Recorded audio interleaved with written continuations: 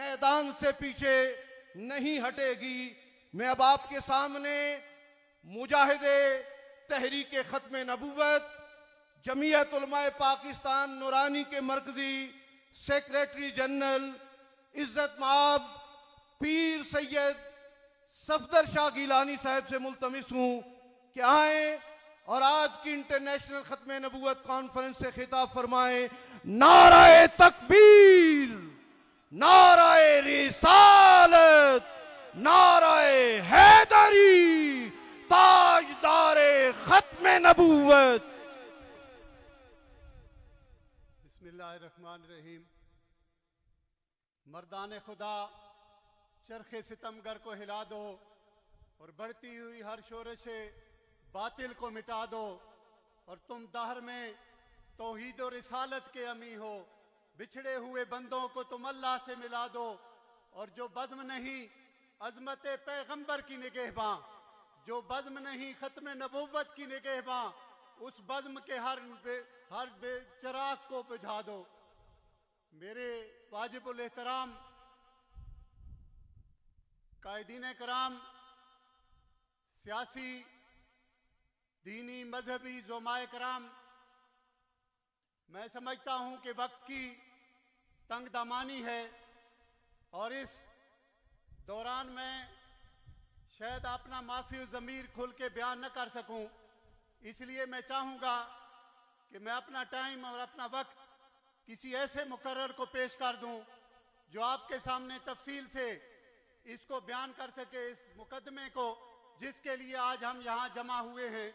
हम तो अहद कर चुके हैं कि तहफ़्फ़ुज़ ख़त्म नबूवत के पासबान थे, वारिस थे, पासबान हैं और इंशाअल्लाह रहती दुनिया तक हजूर सल्लल्लाहु अलैहि वसल्लम का कोई सच्चा गुलाम इस नारे से मुनहरिफ नहीं हो सकता, न इससे पीछे हट सकता है। हम इन खत्म नबूवत के नाम पर, दीन को धोखा देने वाले दीन के नाम पर इन अनासिर का मुहासबा, इनकी सरकोबी पहले भी करते थे, अब भी करते हैं और फिर करते रहेंगे। कौमी असम्बली में जब इन्हें काफिर करार देने की बात आई तो उस वक्त उम्मत के तमाम मकातिब फिक्र, उम्मत के तमाम अकाबरीन इकट्ठे होकर, जिसमें मेरे कायद अहले सुन्नत अल्लामा शाह अहमद नूरानी रहमतुल्लाह अलैह पेश थे, इकट्ठे होकर उन्होंने कौमी असम्बली से इनको काफिर और मुर्तद करार दिलवाया था। आज भी तारीख ये जानती है कि आईने पाकिस्तान के तहत कोई कैदियानी जहां अपनी सरगर्मियां नहीं कर सकता। तो ये मेरे कायद मौलाना शाह अहमद नूरानी का समर है। और जब मैं 53 की तहरीक की तरफ बढ़ता हूं तो फिर देखता हूं कि मुजाहिद मिल्लत मौलाना अब्दुल सत्तार खान नियाज़ी रहमतुल्लाह अलैह 1953 की तहरीक में जब इनके खिलाफ चल रही थी तो उन्हें सजाए मौत हो गई और तख्ते दार पर पहुंचाने की कोशिश की गई। हुकूमतें तब्दील हुई तो उनकी ये सजाए मौत उम्र कैद और फिर रिहाई की सूरत में आई। तो मैं देखता हूं कि आजमाइश के लपकते हुए हंगामों में तारीख ने कायद के निशानाते कदम देखे हैं और तख्ते दार पे पहुंचे तो उसे चूम लिया। ऐसे जीदार भी तारीख ने कम देखे हैं। ऐसे ही जीदार जमात जमीयत उलमाए पाकिस्तान, इन बुजुर्गों की जमात जिन्होंने खत्म नबूवत के लिए अमली किरदार अदा किया, चाहे वो पीर मेर अली शाह साहब हों या पीर जमात अली शाह साहब हों या दीगर अकाबिर पीराने ग्राम उलमाए कराम हों, सैयद अताउल्लाह शाह बुखारी हों, दीगर अकाबिर जिनका जिक्र मुझसे पहले मुकर्ररीन कर चुके वो हों, उनकी फिक्र की हकीकी विरासत जमीयत उलमाए पाकिस्तान के सदर, साबिक MNA, मिली यकजहती कौंसिल के सदर, हैदराबाद सिंध से तशरीफ लाए हुए अपने बेदाग लीडर जनाबे साहबजादा डॉक्टर अबुल खैर मोहम्मद जुबैर साहब के लिए मैं अपना टाइम छोड़ता हूं, बल्कि उनकी खिदमत में गुजारिश करता हूं कि आप स्टेज पर तशरीफ लाएं और अपने फादलाना खिताब से हमें नवाजें। जनाबे डॉक्टर साहबजादा अबुल खैर मोहम्मद जुबैर साहब, हजारों उलमा के उस्ताद और लाखों लोगों के पीर व मुर्शिद जनाबे साहबजादा डॉक्टर अबुल खैर जुबैर साहब।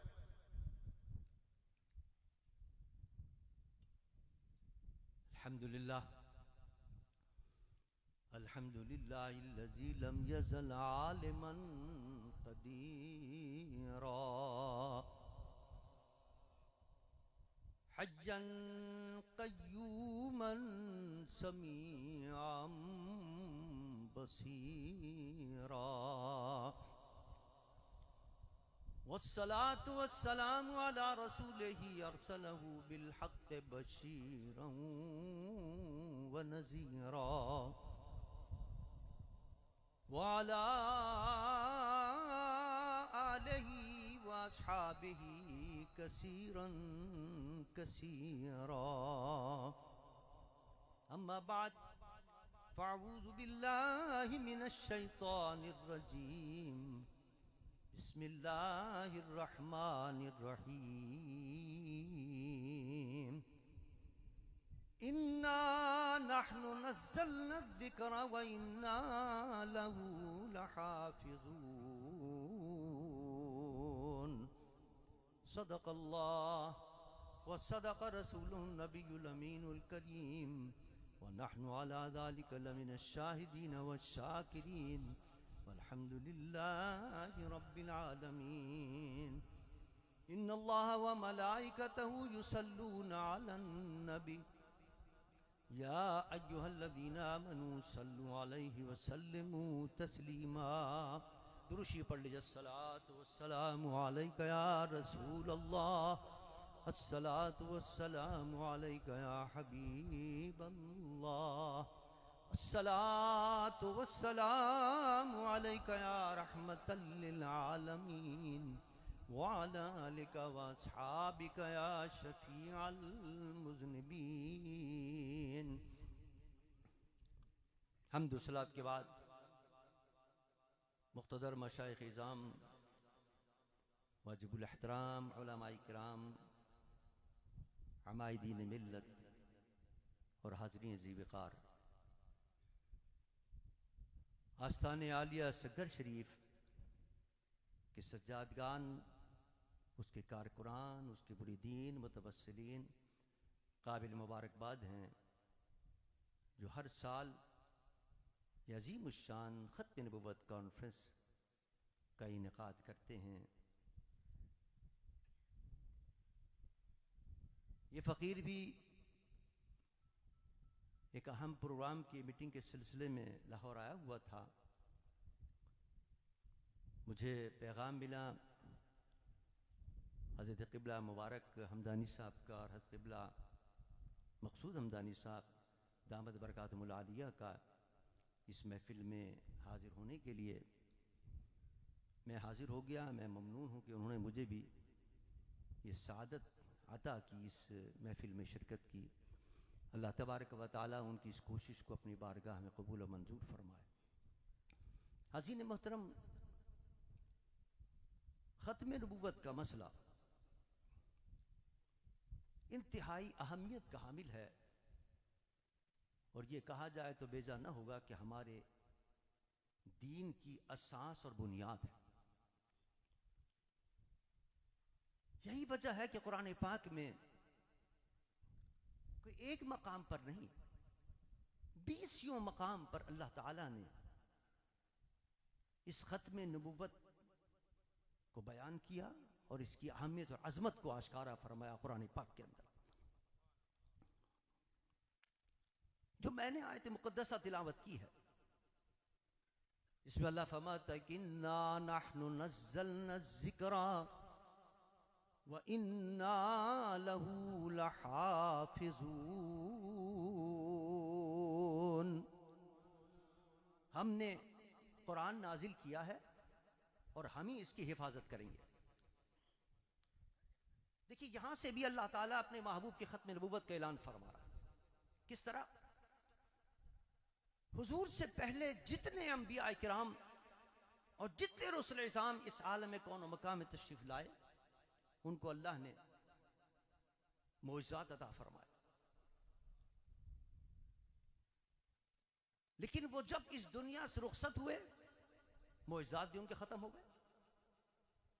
हजरत मूसा अलैहिस्सलाम को असा का मोइज़ा अता फरमाया, यद बैज़ा का मोइज़ा अता फरमाया, लेकिन क्या वो मोइज़ा मौजूद है इस दुनिया के अंदर? नहीं।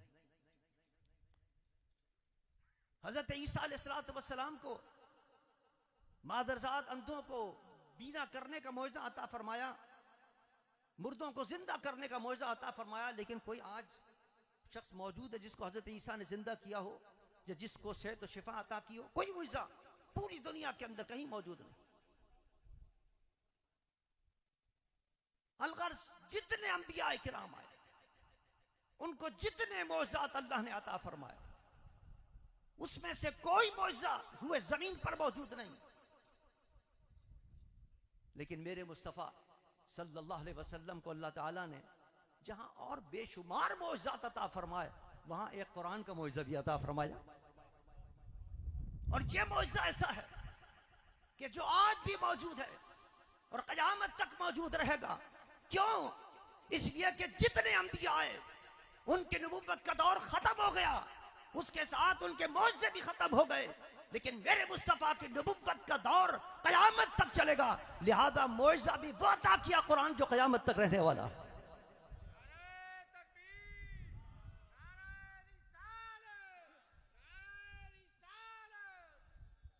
और जरा देखिए कैसा एजाज है कुरान का। कोई एक सफा किसी बच्चे से पूछें, किसी स्कूल के, कॉलेज के, किसी यूनिवर्सिटी के, कि वो इम्तिहान देने जाते, एक सफा भी किसी किताब का याद करना मुश्किल हो जाता है। मज़मून तो याद कर लेगा आदमी, लेकिन ऐसे सफ़े याद करे कि उसमें एक हर्फ की भी गलती ना हो, सवाल पैदा नहीं होता। लेकिन कुर्बान जाऊं, कुरान का मौइज़ा देखिए, अलिफ लाम मीम से लेके वन्नास तक कई 100 सफ़े का सहीफा है, लेकिन बड़े नहीं, छोटे से छोटा बच्चा भी उसको पूरा का पूरा याद कर लेता। ये अल्लाह ने अपने महबूब को इजाज़त अता फरमाया, मौइज़ा अता फरमाया। यही वजह है कि इस्लाम के दुश्मन इस पर सबसे पहले हमला करते हैं। क्यों? इसलिए कि ये मुस्तफ़ा का मौइज़ा है, इसको कमजोर करो, इसके अंदर रखने डालो। आपने देखा कादियानी को गैर मुस्लिम मुक़ल्लिद करार दिया। मेरे आपके कायद हज़रत अल्लामा शाह हमदुरानी रहमतुल्लाह ताला अलैह ने दीगर मसालिक के और दीगर लोगों के साथ मिलकर असम्बली के अंदर क़रारदाद पेश की और उनको गैर मुस्लिम मुक़ल्लिद करार दिलवाया, लेकिन उनकी साजिशें मुसलसल जारी है। और कुरान जो खत्म नबुव्वत का मेरे मुस्तफ़ा का मौइज़ा है और दलील है, उसके खिलाफ उनकी साजिशें चल रही हैं। आज भी साजिश उनकी चल रही है। अभी चंद दिनों की बात है, रब्वा के अंदर कुछ लोग कुरान पाक तकसीम कर रहे थे, और जब उस कुरान पाक को पढ़ा गया और देखा गया, उलमा ने देखा, तो आप हैरान होंगे कि उसके अंदर तहरीफ कर दी गई थी। उसके अंदर कुछ ऐसे तर्जमे किए गए, ऐसे मफहूम किए गए जो उनके मुताबिक थे, कादियानियों के मुताबिक थे। सुप्रीम कोर्ट के अंदर उलमाए किराम गए, आशिकान मुस्तफ़ा गए, अपील की कि साहब ये तो जुल्म कर रहे हैं, इस्लाम के खिलाफ, दीन के खिलाफ, आइन के खिलाफ बात हो रही है, कुरान के अंदर तहरीफ कर रहे हैं। सुप्रीम कोर्ट ने वजारत औकाफ को सुपुर्द किया कि जाएं, इसकी आप तहकीक करें जाके फौरी तौर पर। आप हैरान होंगे, औकाफ की कमेटी ने कहा हम आना चाहते हैं चुनाव नगर के अंदर, इसकी तहकीक करना चाहते हैं, देखना चाहते हैं कौन कर रहा है ये। लोग कहते हैं कि ये कादियानी कर रहे हैं, हम आए तो उसे देखें, तो उसे तहकीक तो करें। लेकिन आप हैरान होंगे कि उनको वहां तहकीक के लिए आने नहीं दिया गया। यानी इनका आप असर रसूख देखें कि आम ओहदों पर बैठकर वहां फैसले करते हैं, सुप्रीम कोर्ट के फैसले पर अमल नहीं होने दिया गया। फिर गए अहले सुन्नत वल जमात और दीगर अकाबरीन कोर्ट से दरखास्त की के साथ ये तकसीम हो रहा है, ये कुरान के नुस्खे तकसीम किए जा रहे हैं और इसके अंदर तारीफ कर दी गई है। फिर कोर्ट ने जनाब एक जीआरटी तश्कील दी गई कि जाएं और इसकी तहकीक करें। उसने तस्दीक की, उसने तहकीक के बाद रिपोर्ट तैयार की कि ये कादियानी हैं कि जिन्होंने ये छपाया है, इनके मकतबे में छपा है, ये छपा रहे हैं, ये तकसीम कर रहे हैं। लेकिन जीआईटी की रिपोर्ट ऊपर नहीं जाने दी गई। यानी आप इससे अंदाजा करें कि किस तरह ये बैठे हुए अहम मराकिज़ के ऊपर बैठकर और इस्लाम के खिलाफ साजिशें कर रहे हैं। आज भी वो उनके नुस्खे तकसीम होते हैं, वहां कोर्ट ने फैसला किया कि इसको बंद करो, कहां कहां तकसीम हो रहे हैं उसको पाबंदी लगाई जाए, लेकिन अमल करने वाला कोई नहीं इसके ऊपर, इसलिए कि हम पोस्टों पर वो लोग बैठे हुए हैं।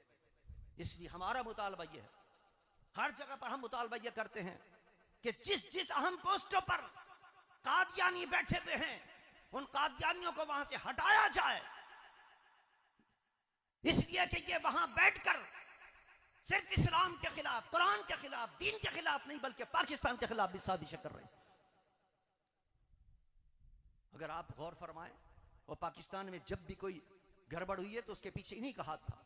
मेरे कायद हजरत अल्लामा शाह अहमद दुरानी रहमतुल्लाह अलैह फरमाते थे कि मैं जब गया मशरिक़ पाकिस्तान को जब तोड़ा जा रहा था, गया वहां मिलने के लिए, मुजीब से मिला, कहा कि क्यों तोड़ना चाहते हो? मैंने कहा हम नहीं तोड़ना चाहते।